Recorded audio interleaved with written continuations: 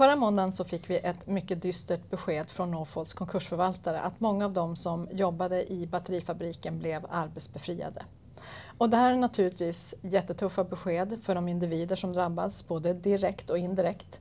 Och det här är ju också ett svårt läge på kort sikt också för Skellefteå. Utmaningarna började redan i höstas och man kan nu konstatera att vi och andra myndigheter nu är i en krissituation.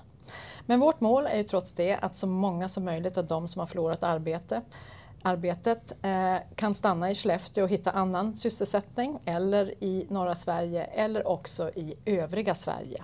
Och det är många som agerar tillsammans just nu och 2 av de viktiga aktörerna är med mig här idag. Nämligen Anders Eriksson som är enhetschef på Arbetsförmedlingen och också Malin Krona som är generalsekreterare på Beredskapslyftet. Välkomna hit båda 2. Tack. Jag vänder mig först till dig Malin. Kan du ge tittarna en snabb påminnelse? Vad är Beredskapslyftet för någonting? Ja men absolut, gärna. Tack för att vi får vara här.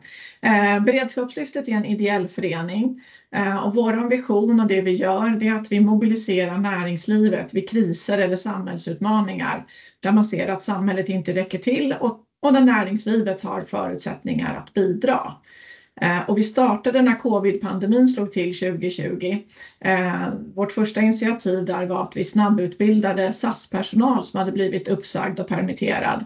Så att de istället kunde hjälpa till inom covid-vården som ju då skrek efter personal. Och de senaste 3 åren så har vi drivit ett jobbcenter för ukrainska flyktingar. Och där vi fått ut över 700 personer i arbete just genom då våra företagskontakter. Och i den här situationen för Northvolt så är våran roll med att arbeta för att se hur vi kan hjälpa till med att matcha de Northvolt-anställda som har blivit uppsagda till andra arbetsgivare som har rekryteringsbehov. Och vårt fokus ligger på de som är i Sverige på arbetstillstånd. Då är det för dem i ett extra akut läge där de behöver lämna landet inom 90 dagar om de inte har ett nytt jobb innan dess. Så att det är lite kort om oss. Och vad innebär det då konkret? Vad behöver man göra både som individ och som företag, Malin? Ja men precis. Men så vi gick ju ut då för ungefär 1,5 vecka sedan så gick ju då vi ut via Northvolt till alla deras medarbetare och informerade om att de kan registrera sig i vår rekryteringsdatabas om de är intresserade av att då bli matchade till nya jobb. Och i nuläget så har över 1250 personer registrerat sig. Över 800 av dem är just personer som är här på arbetstillstånd. Och tittar man på Skellefteå specifikt så är det över 870 som är från Skellefteå som har registrerats, eller som är baserade i Skellefteå som har registrerats hos oss. Så att vi har nu en databas med väldigt många arbetssökande. Och parallellt med det så har vi gått ut med annonser i tidningar, till exempel Dagens Industri och Norran har vi gått ut med annonser. Och sen har vi gått ut väldigt mycket i vårt eget nätverk och uppmuntrat företag som behöver rekrytera att helt enkelt höra av sig till oss. Så vi har ju väldigt mycket företagsdialoger just nu och där vi försöker förstå lite mer vilken kompetens de söker. Och om de kan uppfylla de krav som ställs för att anställa en person på arbetstillstånd. Och de behov där vi ser, men här kan vi hjälpa till. Vi tror att den här kompetensen finns hos Northvolt och kraven för arbetstillstånd är uppfyllda eller kan uppfyllas. Då tar vi in en kravprofil helt enkelt och förstår lite mer vad det är för kompetenser de söker. Och sen tittar vi i vår databas och ser vilka personer har vi som matchar den här kompetensen, pratar med dem och om de är intresserade då skickar vi vidare deras profil till företaget som då gör sin vanliga rekryteringsprocess med ytterligare intervjuer. Och hur ser intresset ut från företaget hittills? Hur många är det som har registrerat sig hos er som är intresserade? Ja men precis, men det har faktiskt varit ganska stort skulle jag ändå säga. Inte så mycket från Skellefteå och norra Sverige tyvärr, det är några stycken. Men det har mer varit liksom spritt över landet. Men det är över 60 företag som har anmält intresse. Och totalt kan man säga har de flaggat i nuläget för att det finns totalt ungefär 167 roller. Sen har vi inte detaljerna på alla roller så vi väntar fortfarande in kravprofiler och har dialoger. Men för ungefär 10 stycken olika roller så har vi börjat matcha och skicka iväg kandidater som är intresserade. Så. Och det vi också jobbar väldigt mycket med ska jag säga det är ju att skynda på företagen, för att det är ju väldigt, väldigt kort om tid. Så att vi försöker ju varje dag få dem att liksom ta steg framåt, både vad gäller att skicka oss information och sen börja intervjua kandidaterna som vi skickar över.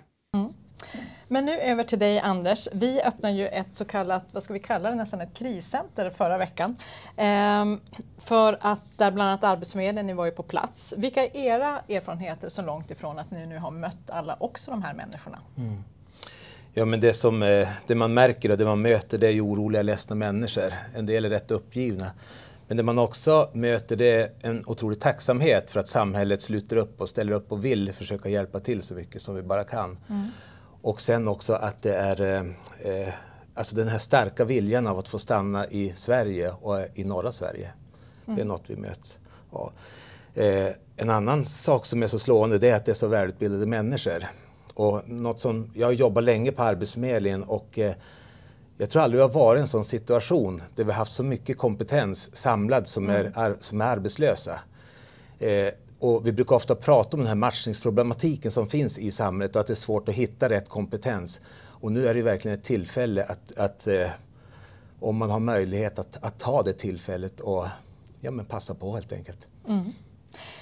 Arbetsförmedlingen har ju satt in extra resurser för att hantera den här situationen överhuvudtaget. Och regeringen har ju också gett er uppdrag att aktivera den så kallade Europeiska globaliseringsfonden, som är just en krisfond för att jobba med tidiga insatser. Vad innebär de här förstärkningarna i praktiken? Ja, det är en reaktiv krisfond då, och det är ju en krisfond där det handlar om att kunna möjliggöra snabb omställning i en sån här situation när det är så många som blir uppsagda samtidigt. Och rent konkret så är det egentligen arbetsförmedlingsarbete som det handlar om. Alltså det är att kunna ge kompetensutvecklingsinsatser för de som behöver det, att kunna ge matchningsstöd för de som behöver det, att kunna möjliggöra också för att starta eget och att kunna också underlätta i flytt. Så att det är egentligen matchningsarbete, men i en koncentrerad form utifrån att det är en krissituation som vi befinner oss i. Tillbaka till dig då, Malin. Vad tänker du för erfarenheter så här långt och hur skulle vi kunna använda sånt här, ska man säga, gemensamt arbete då också med beredskapslyftet och Arbetsförmedlingen då på något vis? Här går ni parallellt tillsammans på ett sätt. Vad tänker du kring fortsättningen? Och att kunna nyttja det här vid andra stora kriser? Nej, men precis, jag tänker mig att det är just precis det här vi behöver göra när det uppstår kriser, att vi liksom alla samverkar, alla gör det de kan för att hjälpa till. Det är precis som vi hörde nyss, att det finns ju otroligt mycket kompetens, väldigt många som vill stanna inom Sverige, och å andra sidan finns det väldigt många företag som vill rekrytera. Så att det handlar just att ge alla de här krafterna som går till just att matcha ihop rätt individ med rätt företag. Men jag tycker det är fantastiskt fint att höra och se om allt som görs, och vi är glada att få vara en del av det. Anders, hur ser efterfrågan på arbetskraft ut i Skellefteå just nu? Vi kan höra från Malin till exempel att det inte är så många företag som anmält sig till beredskapslyftet, såväl från Skellefteå som norra Sverige. Vad tänker du kring det? Nej, men det är ju en extrem situation just nu, och vi möts nog både av avvaktande och sen är det en orolig omvärld som vi befinner oss i. Alltså det är ju väldigt stor osäkerhet runt omkring. Så att arbetsmarknaden, vi har gått alltså från en otrolig skjuts, alltså en väldigt stor efterfrågan bara för ett halvår sedan till den situation som vi är i nu. Så det är klart att situationen är annorlunda. Men vi får hoppas att vi jobbar tillsammans nu, att vi hoppas vi ska ändå se en fortsatt utveckling här. Vi vet också att det är många som är avvaktande, men trots det så skulle jag gärna vilja uppmana både lokala företag och företag från norra Sverige att gå in och anmäla sitt intresse om man ser att man har behov på beredskapslyftet, och även ta kontakt med Arbetsförmedlingen. Ja, och jag vill lägga till just det att om man har möjlighet, alltså jag förstår ju att det är också pressat och osäkert ute hos företagen, men att man verkligen tar chansen eftersom den är så kort som den är.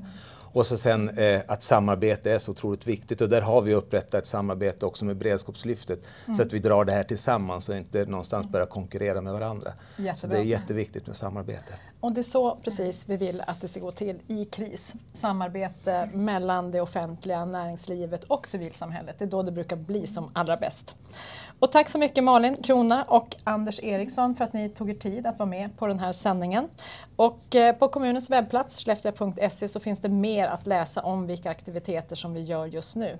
Och annars så tack till alla er som har lyssnat, och vi syns igen om ett par veckor.